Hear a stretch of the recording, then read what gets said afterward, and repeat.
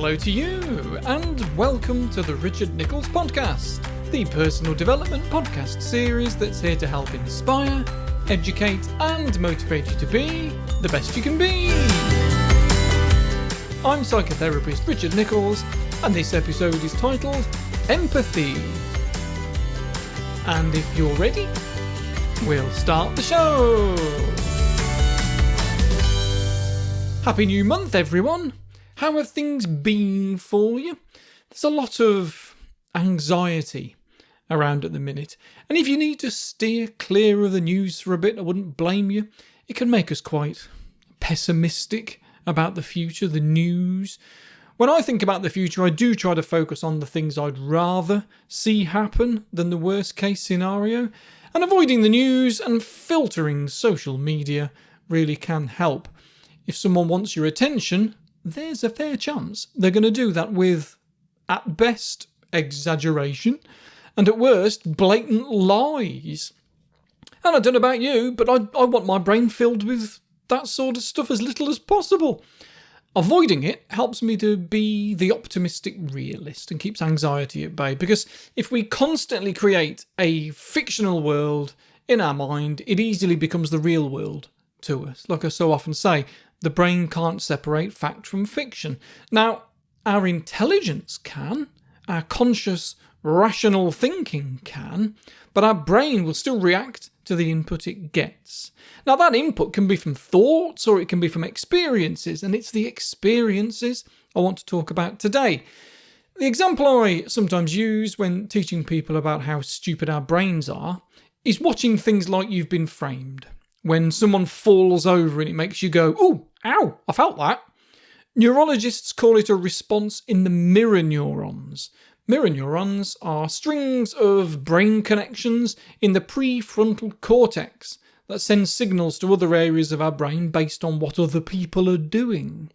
We have motor mirror neurons and sensory mirror neurons. So there are neurons that fire off when we watch someone kick a ball, and there are neurons that fire off when we watch somebody get kicked in the face. It's as if one brain is performing a virtual reality simulation of somebody else's brain, and it's probably the basis of empathy. There are quite a few studies actually that suggest that mirror neuron development plays a big part in autism, either by having them constantly firing off and mimicking what other people are doing, or hardly firing at all. But the jury's still out there on that one, because although more studies do show all this to be the case than not, there are still plenty of other studies that don't show it for us to really know for sure. I guess in 50 years' time, neurologists and clinical psychologists are going to look back about how we talk nowadays and think that we were completely wrong to group maybe 5 different divergents all together and call them autism. They'll probably say the same thing about ADHD as well, and many more atypical neurological processes. We just don't know. And that's the thing, we don't know. But mirror neurons are important. We do know that, because if our brain can learn to mimic others, then we can learn a lot quicker. We don't have to make as many mistakes when learning to walk or talk or pull fruit from a tree, because we've already been practicing just in our minds. There's one great little experiment that tests mirror neurons. What you do is you ask people to perform an action like putting their palm on a tabletop and then lifting their middle finger. But at the same time, they're watching someone else doing a different but similar action, like lifting their index finger instead of their middle finger. And we find it really hard because we're firing off mirror neurons for lifting one finger and then motor neurons for another, and the signals leak over. It's even the same when watching someone smile.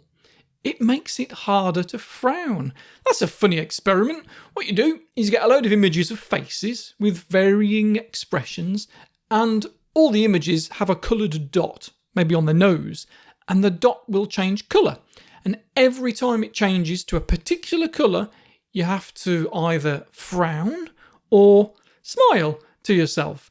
And the participants are all timed to see how long it takes for them to make the expressions themselves. And it's true, when we see people smiling, it takes longer for the brain to send the signals to our face to frown, compared to if the dots were on images of anything else. More reasons to smile, folks. It doesn't just make ourselves a bit happier, but helps prevent others from frowning, even if they're trying to. That's empathy for you. And some people struggle with empathy. Either they don't feel enough of it or they feel too much. There's even this weird condition called mirror touch synesthesia, where the mirror neurons will fire off so strongly when you see something that it genuinely feels as if it's happening to you. If you see somebody tapping the back of their hand, it actually feels as if you're being touched.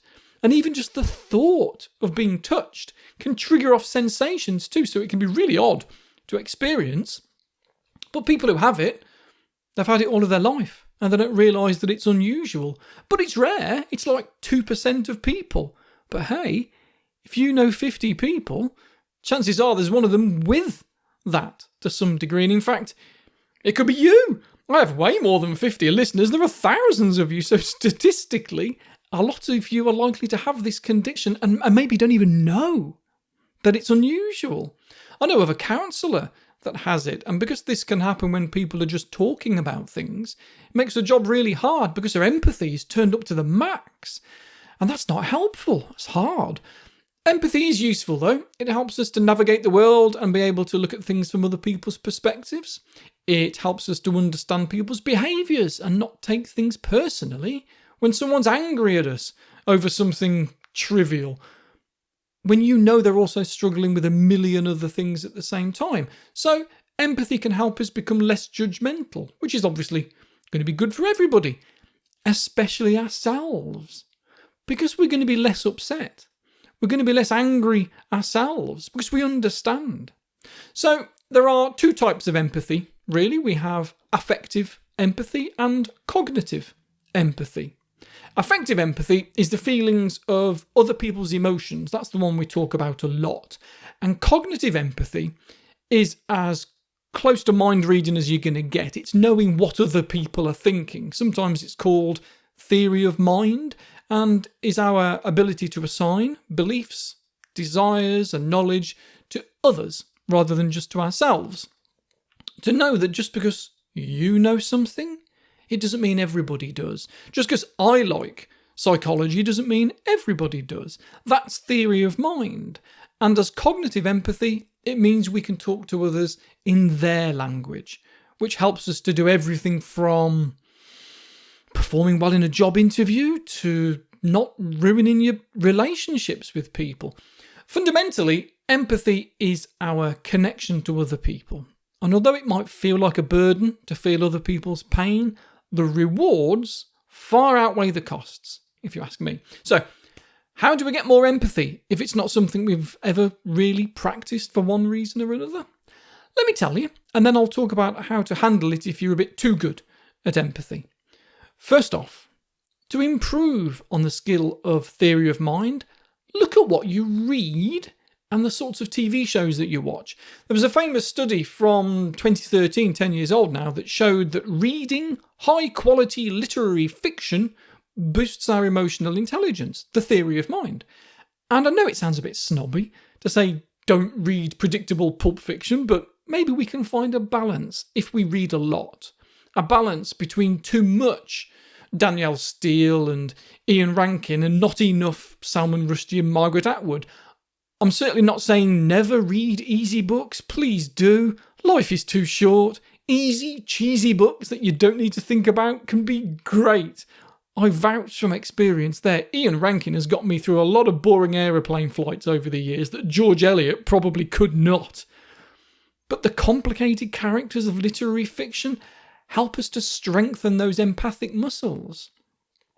In that study from 2013, the participants were assigned to read literary fiction, genre fiction, or non-fiction for I think an hour with a control group that did nothing, and then there were a series of tests to measure empathy.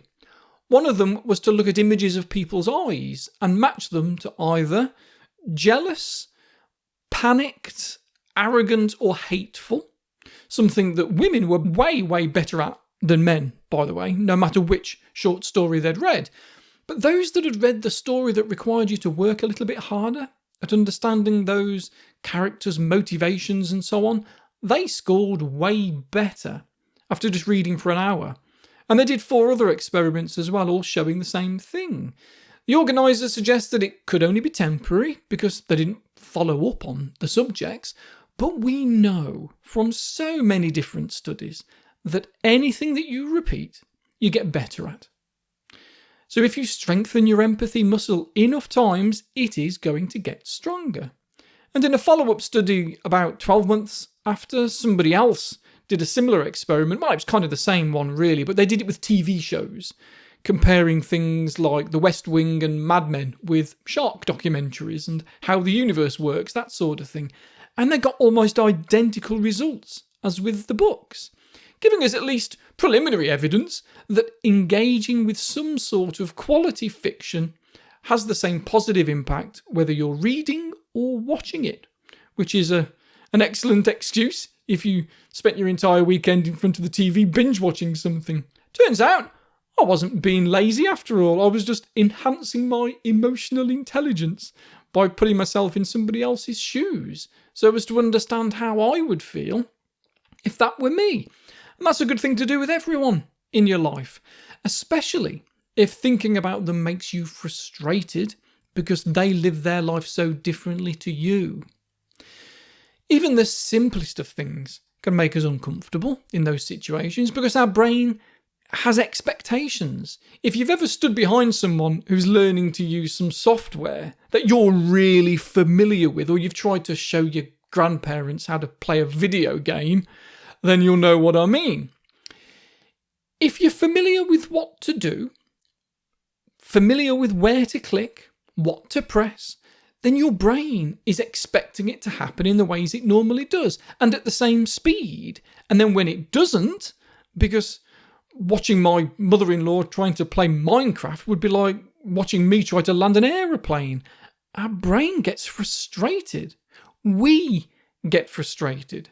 So by putting yourself in somebody else's shoes, going out of your way to deliberately look at things from other people's perspectives, hopefully that's going to give me patience with my mother-in-law the next time she's trying to help me and my wife decorate or something.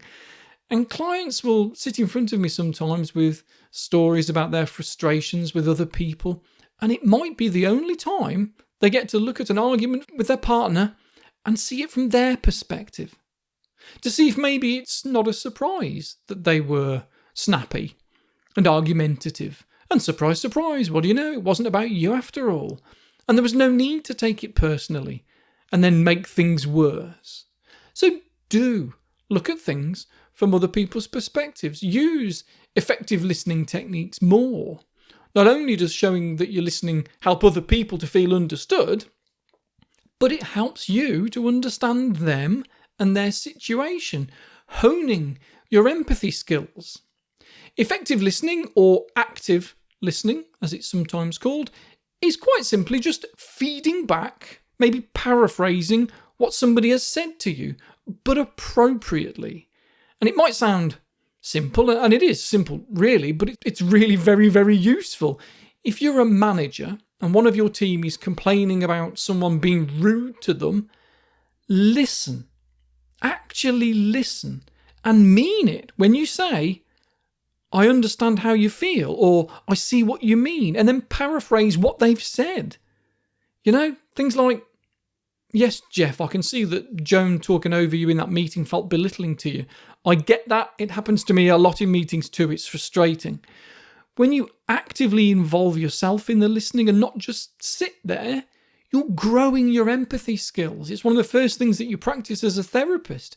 And everything else that we do as a counsellor or a psychotherapist is based somewhat on the foundations of our empathy, feeling things with our clients. Even CBT. A lot of people knock CBT, cognitive behavioural therapy, because it's so formulaic and less personal. But even CBT therapists will have to get inside the mind of their client. Otherwise, they can't identify and help challenge those unhelpful beliefs that feed the emotions. So empathy is really important for us all. It's going to help us to see different perspectives as to why people do what they do, think how they think, and say what they say. It helps us all to be a more tolerant and cooperative society. But for a lot of us, it takes practice. So, you go do that, and I'll be off for now. Have a super week, pod fans. I will speak to you next time. Take care.